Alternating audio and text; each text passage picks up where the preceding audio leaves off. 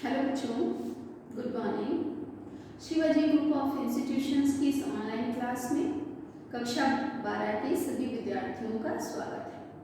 बच्चों, सामान्य हिंदी के अंतर्गत मैं आज आपको राष्ट्र के स्वरूप इस निबंध के तीसरे तत्व संस्कृत, इसके गद्यांशों की व्याख्या पढ़ाऊंगी। तो आप सभी बच्चे अपनी सामान्य हिंदी की पुस्तक के अंतर्गत पेज संख्या 59 पर आइए और देखिए, हेडिंग दी हुई है, बिंदु दिया हुआ है संस्कृति। मिला बच्चों? तो चलते हैं बच्चों, तैयार हैं आप? पढ़ते हैं इसकी व्याख्या। राष्ट्र का तीसरा अंग जन की संस्कृति है। बच्चों, पाठ के जो शेष दो तत्व मैंने आपको पढ़ाए हैं, उनमें पहला तत्व मैंने आपको बताया था भूमि, दूसरा क्या बताया था? जल। मैंने बताया था किसी भी राष्ट्र का स्वरूप तीन तत्वों से निर्मित होता है। पहला होता है भूमि, दूसरा होता है जल और तीसरा होता है संस्कृति। तो इस बात की चर्चा करते हुए लेखक लिखते हैं, राष्ट्र का तीसरा अंग जन की संस्कृति है। राष्ट्र का तीसरा अंग, महत्वपूर्ण अंग कौन सा है? जन। जन माने लोगों की संस्कृति। मनुष्यों ने युगों से जिस सभ्यता का निर्माण किया है, वही इसके जीवन का श्वास प्रश्वास है। जाने कितने वर्षों से मनुष्य ने जिस सभ्यता का निर्माण किया है, वही उसके जीवन का श्वास और प्रश्वास अर्थात उसके प्राण है। बिना संस्कृति के जन की कल्पना कबंध मात्र है। कबंध मात्र मतलब होता है बिना सिर का शरीर।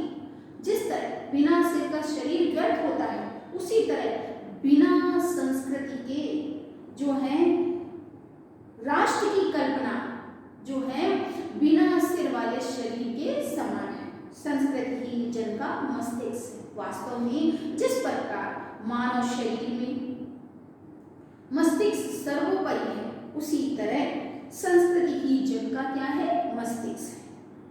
संस्कृति के विकास और अभ्युदय के द्वारा ही राष्ट्र की वृद्धि संभव है। जिस प्रकार हम अपने सारे कार्य अपने मस्तिष्क के निर्देशानुसार करते हैं, उसी तरह यदि किसी राष्ट्र की संस्कृति विकसित एवं उन्नत होती है, तो वह राष्ट्र उतनी ही उन्नति और विकास करता है। राष्ट्र के समग्र रूप में भूमि और जन के साथ साथ जन की संस्कृति का महत्वपूर्ण स्थान है।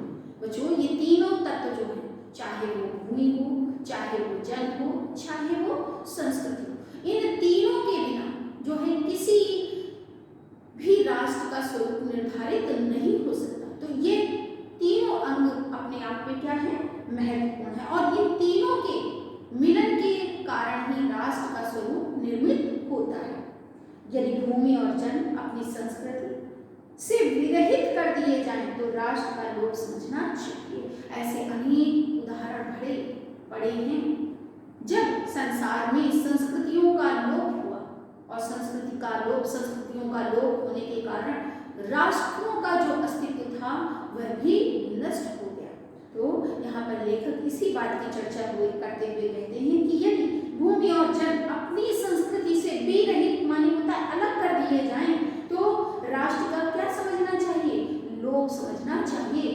लोप मतलब लुप्त, कि वह राष्ट्र थोड़े समय बाद ही क्या हो जाएगा? लुप्त हो जाएगा। जीवन के बिटप का पुष्प संस्कृति। ये जो जीवन रूपी वृक्ष है, इस वृक्ष का जो पुष्प है वही क्या है? संस्कृति है। जिस प्रकार किसी वृक्ष का सौंदर्य जो है उसके पुष्पों में निहित होता है, उसी तरह जो जीवन का सौंदर्य है, जीवन के वृक्ष का सौंदर्य है, वह संस्कृति के पुष्प पर निर्भर करता है।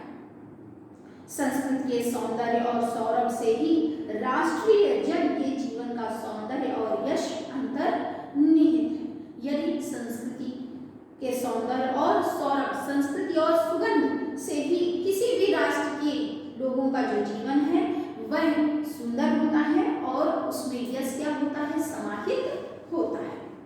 ज्ञान और कर्म दोनों के पारस्परिक प्रकाश की संज्ञा संस्कृति है। ज्ञान के क्षेत्र में जो सोचा जाता है, कर्म के क्षेत्र में जो रचा जाता है, और इन दोनों के सम्मिलन से ही वही जो प्रकाश होता है, वही जो प्रकाश होता है, वही क्या है? संस्कृति है। भूमि पर बसने वाले जन ने ज्ञान के क्षेत्र में जो सोचे और कर्म के क्षेत्र में जो रचा, दोनों के रूप में हमें राष्ट्रीय संस्कृति के दर्शन मिलते हैं। बच्चों, हम भारतवासियों की भी अपनी एक संस्कृति और सभ्यता है। उसी संस्कृति और सभ्यता के कारण हम विश्व पटल पर अपनी अनोखी या विशिष्ट पहचान रखते हैं। यदि हमारी सभ्यता और संस्कृति नष्ट हो जाएगी तो हमारे राष्ट्र का लोप होने में देर नहीं लगेगी। जीवन के विकास की युक्ति ही संस्कृति के रूप में प्रकट होती है। जीवन के विकास के लिए जो हम उपाय करते हैं वही संस्कृति के रूप में क्या होने लगते हैं? प्रकट होने लगते हैं। प्रत्येक जाति अपनी अपनी विशेषताओं के साथ इस युक्ति को निश्चित करती है। सभी संस्कृतियों के लोग, सभी प्रत्येक जाति के लोग अपनी विशेषताओं के साथ अपने जीवन के प्रयासों को क्या करते हैं? निश्चित करते हैं और उससे प्रेरित संस्कृति का विकास करते हैं और उससे प्रेरित संस्कृति का विकास करते हैं। इस दृष्टि से प्रत्येक जन की अपनी अपनी भावना के अनुसार पृथक पृथक माने अलग अलग संस्कृतियां राष्ट्र में विकसित होती हैं, परंतु उन सबका मूल आधार पारस्परिक सहिष्णुता और समन्वय पर निर्भर होता है। बच्चों, जैसा कि पता ही आपको कि भारत जो है अनेकता में एकता का राष्ट्र है। यहाँ पर अनेक संस्कृतियों के लोग जो हैं निवास करते हैं और परस्पर सहिष्णुता और समन्वय के द्वारा राष्ट्र के विकास में अपना योगदान देते हैं। जंगल में जिस प्रकार अनेक लता, वृक्ष और वनस्पति अपने अदम्य भाव से उगते हुए पारस्परिक सम्मिलन से अविरोधी स्थिति को प्राप्त करते हैं। कभी घूमने गए हो जंगल में आपने देखा होगा कि अनेक वृक्ष और लताएं और वनस्पतियां अपने अपने साहस के भाव से क्या करते हैं? ऊपर उठने का प्रयास करते हैं। कोई किसी में बाधा उत्पन्न नहीं करता। किसी पेड़ पर कोई लता चढ़ी होती है तो देखा होगा कि वृक्ष के ऊपर ही कोई वृक्ष उगाया होता है, तो अविरोधी स्थिति प्राप्त करते हैं। उसी प्रकार जिस प्रकार जंगल में अनेक लताएं, वृक्ष और वनस्पतियां अपने अदम्य भाव से पारस्परिक सम्मिलन से अविरोधी स्थिति प्राप्त करते हैं, उसी प्रकार राष्ट्रीय जन अपनी संस्कृतियों के द्वारा एक दूसरे के साथ मिलकर राष्ट्र में रहते हैं। जिस प्रकार जल के अनेक प्रवाह नदियों के रूप में मिलकर समुद्र में एक रूपता प्राप्त करते हैं, जिस प्रकार नदियों के अनेक प्रवाह अलग अलग जगह से बहकर क्या करते हैं? समुद्र में एकाकार हो जाते हैं। उसी प्रकार जल के अनेक, उसी प्रकार राष्ट्रीय जीवन की अनेक विधियां राष्ट्रीय संस्कृति में समन्वय प्राप्त करती हैं। उसी प्रकार राष्ट्र में निवास करने वाले अनेक धर्म और जातियों के लोगों की जो जीने की विधियां हैं वह राष्ट्रीय संस्कृति में समन्वय प्राप्त करती है। समन्वय युक्त जीवन ही राष्ट्र का सुखदायी रूप है। जिस राष्ट्र के लोग सभी आपस में मिलकर रहते हैं वह राष्ट्र का जो रूप है वह सुख देने वाला है, और जिस राष्ट्र में अंतः जो है कलह बनी रहती है, आंतरिक कलह बनी रहती है, तो वह राष्ट्र जो है वो दुखदायी रूप को प्राप्त हो जाता है। साहित्य, कला, नृत्य, गीत, आमोद, प्रमोद अनेक रूपों में राष्ट्रीय जन अपने मानसिक भावों को प्रकट करते हैं। बच्चों, हम साहित्य के द्वारा, कला के द्वारा, नृत्य के द्वारा, गीत और संगीत के द्वारा, आमोद प्रमोद के अनेक साधनों के द्वारा क्या करते हैं? अपने अपने मानसिक भावों को प्रकट करते हैं। आत्मा का जो विश्वव्यापी आनंद भाव है वह इन विभिन्न रूपों में साकार होता है। आत्मा का जो आनंददायी रूप है, आनंददायी भाव है, वह हमें इन विविध रूपों में प्राप्त होता है। बच्चों, जब हम किसी तीज त्योहार में सम्मिलित होते हैं तो उसके आनंद में इतने सराबोर हो जाते हैं कि हमें अपने आप को एक आत्मिक आनंद की अनुभूति का अनुभव होता है। यद्यपि बाह्य रूप की दृष्टि से संस्कृत के ये बाहरी लक्षण अनेक दिखाई पड़ते हैं। यद्यपि देखा जाए तो बाहरी तौर पर संस्कृत अलग अलग है, उनके अलग अलग रूप हैं, परंतु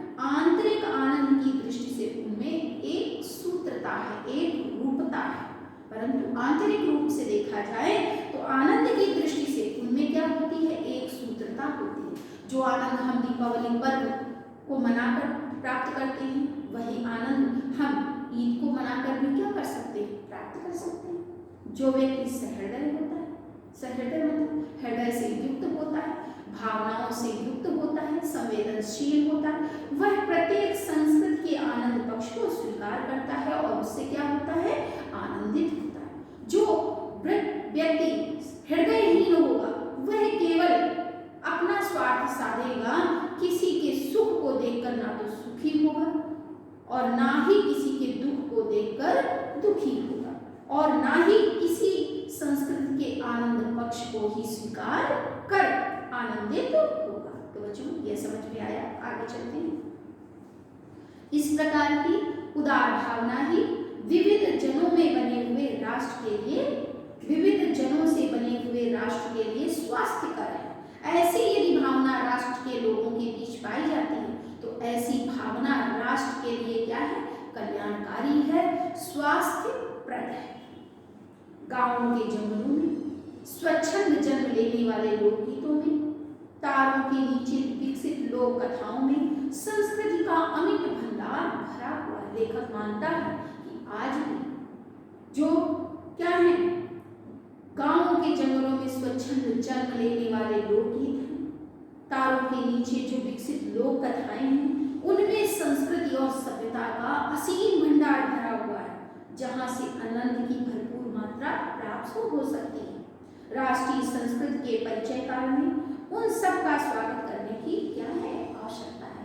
आज आवश्यकता है कि हम अपनी सभ्यता और संस्कृति के अनछुए पहलुओं को जानें, उनसे जुड़ें और उन्हें अपने जीवन का अंग या हिस्सा बनाएं। और जब हम ऐसा करेंगे तो हमारे राष्ट्र की समग्र उन्नति होगी और हम पीढ़ी दर पीढ़ी विकास की ओर अग्रसर हो सकेंगे।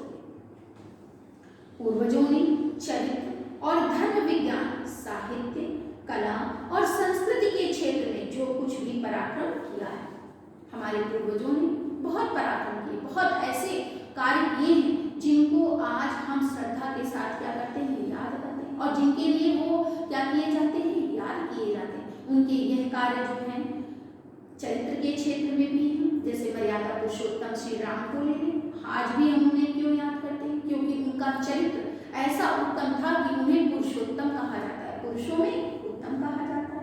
धर्म और विज्ञान, धर्म के क्षेत्र में ले लें, विज्ञान के क्षेत्र में ले लें, साहित्य और कला और संस्कृति के क्षेत्र में ले लें, हमारे पूर्वजों ने ऐसे अद्वितीय कार्य किए हैं। उस विस्तार को हम गौरव के साथ क्या करें, धारण करें। उस विस्तार को, जो विस्तार हमारे पूर्वजों ने किया है, उस विस्तार को हमें गौरव के साथ क्या करना चाहिए, धारण करना चाहिए और उसके तेज को अपने भावी जीवन में साक्षात देखना चाहते हैं।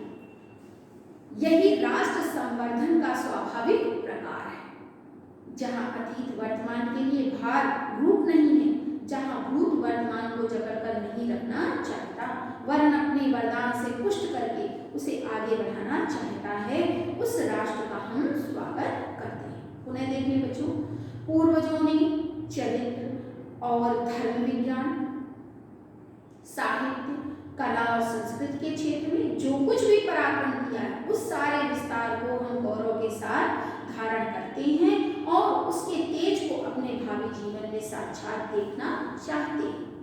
यही राष्ट्र संवर्धन का, संवर्धन माने होता है बच्चों राष्ट्र की उन्नति का स्वाभाविक क्या है, प्रकार है, जहां अतीत वर्तमान के लिए भार रूप नहीं, जहां भूत वर्तमान को जकड़कर नहीं रखना चाहता, वरन अपने वरदानों से पुष्ट करके उसे आगे बढ़ाना चाहता है, उस राष्ट्र का हम क्या करते हैं, स्वागत करते हैं। बच्चों इस पाठ के द्वारा वासुदेव शरण अग्रवाल जी ने जो है राष्ट्र उन्नति, राष्ट्र प्रेम की भावना का क्या किया है, वर्णन किया है और माना है कि राष्ट्र प्रेम की भावना जितनी प्रबल मात्रा में हमारे अंदर पाई जाएगी, हम अपनी सभ्यता और संस्कृति की उतनी ही उन्नति कर सकेंगे। तो बच्चों यहीं से यह जो निबंध है राष्ट्र का स्वरूप समाप्त होता है। संपूर्ण पाठ जो है वो परिमार्जित परिनिष्ठित खड़ी बोली में लिखा गया है, तो भाषा परिमार्जित परिनिष्ठित खड़ी बोली है। इसके साथ ही बच्चों विवेचनात्मक शैली का क्या किया गया है, प्रयोग किया गया है। बच्चों आज भी मैं आपको गृह कार्य दे रही हूँ। देखिए बच्चों पेज संख्या 63 पर आइए। गद्यांश संख्या घ है। जंगल में जिस प्रकार अनेक लता वृक्ष और वनस्पति अपने अदम्य भाव से उगते हुए पारस्परिक सम्मिलन से अविरोधी स्थिति प्राप्त करते हैं, उसी प्रकार राष्ट्रीय जन अपनी संस्कृतियों के द्वारा एक दूसरे के साथ मिलकर राष्ट्र में रहते हैं। जिस प्रकार जल के अनेक प्रवाह नदियों के रूप में मिलकर समुद्र में एक रूपता प्राप्त करते हैं, उसी प्रकार राष्ट्रीय जीवन की अनेक विधियां राष्ट्रीय संस्कृति में समन्वय प्राप्त करती हैं। समन्वय युक्त जीवन ही राष्ट्र का सुखदायी रूप है। मिला बच्चों?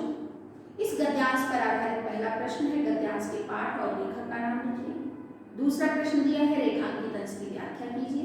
तो रेखांकित अंश कहाँ से है? जिस प्रकार जल के अनेक प्रवाह नदियों के रूप में मिलकर समुद्र में एक रूपता प्राप्त करते हैं, उसी प्रकार राष्ट्रीय जीवन की अनेक विधियां राष्ट्रीय संस्कृति में समन्वय प्राप्त करती हैं। समन्वय युक्त जीवन ही राष्ट्र का सुखदायी रूप है। इस रेखांकित अंश की आपको व्याख्या करनी है।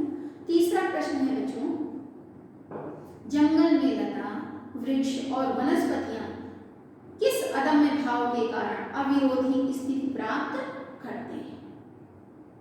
तो इसका उत्तर आपको स्वयं लिखना है। गद्यांश पर आधारित चौथा प्रश्न है बच्चों, राष्ट्र के जन किसके द्वारा एक दूसरे के साथ मिलकर राष्ट्रों में रहते हैं?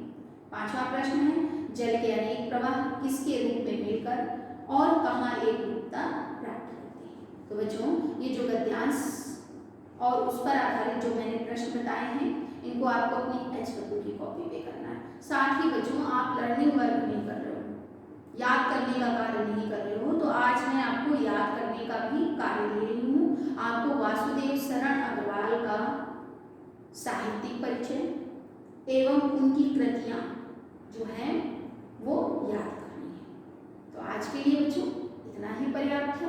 Have a nice day.